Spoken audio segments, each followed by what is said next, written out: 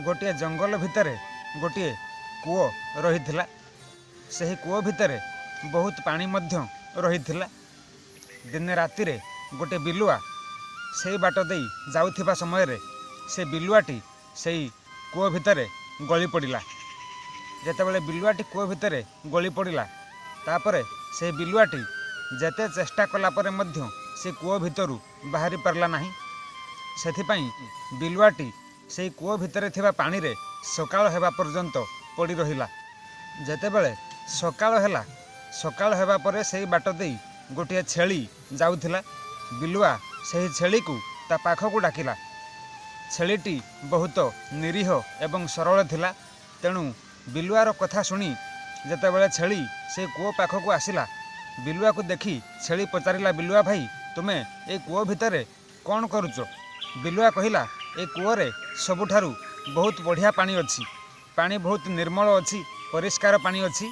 मते ए पानी पीवा पाई बहुत भल लगे। सेथिपाई मु ए कूओ भितर को प्रतिदिन पानी पीवा पाई आसे। तुमे पानी पीवा पाई चाहुच?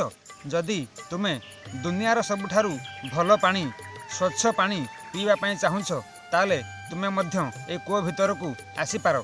दुई जण मिसी ए निर्मल पानी, एही भल पानी मन शांति करी पीबा। आ पी सारला परे मन शांति होई गला परे तुमे तम काम रे चली जिवो, मु भी मो काम रे चली जिवि। बिलुआर कथा शुणी निरीह एवं सरल छेलीटी किछि न भाबी किछि न चिंती सीधा सड़क कूओ भितर को डिया मारिदेला। जेतेबेले सीधा सड़क कूओ भितर को डिया मारिदेला, से मध्य से बिलुआ भली से पानी भितर पड़ी उबुटुबु हेला। से मध्य सही कूओ भितरु जेते चेष्टा कला परे मध्य बाहर को आसी पारला नहीं। निरीह एवं सरल छेलीटी जेतेबेले बिलुआर कथा मानी पानी भितर पड़ी उबुटुबु हेउथाए, सेतेबेले से बिलुआ को बाहर को बाहरिया पाई गोटे सुवर्ण सुजोग मिलीगला।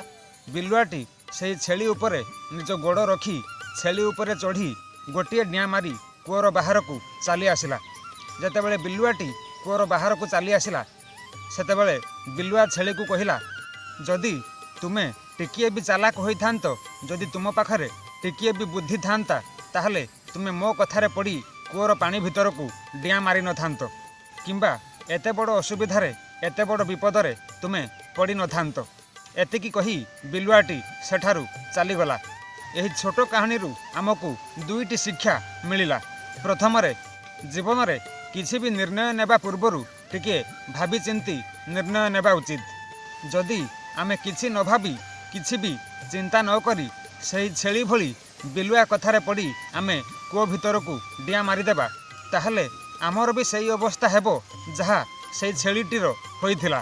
द्वितीय रे निरीह एवं सरल लोक मानक ठारू सदा सर्वदा अन्य माने लाभ उठाइबा पाई चेष्टा करिथांती एवं जेतेबेले सबु काम सरी जाए, काम सरीगला परे सेमाने निरीह एवं सरल लोकटी को छाड़ी चली जाइथांती। जदि आपण भी जने निरीह एवं सरल लोक होइथांती ताले एभली लोक मानक ठारू आपण सदा सर्वदा दूरे रहिबा उचित। आशा करूछि एही भिडियोटी देखिला परे आपण एही भिडियोर सार कथा बुझी सारिथिबे। जदि भिडियो भल लागि थाए ताहले भिडियो को गोटे लाइक करिवे एवं एही भली भल भल भिडियो देखिबा पाई चैनल को गोटे सब्सक्राइब निश्चय करिवे। पुणी देखा हेबो आउ गोटे नया भिडियो रे।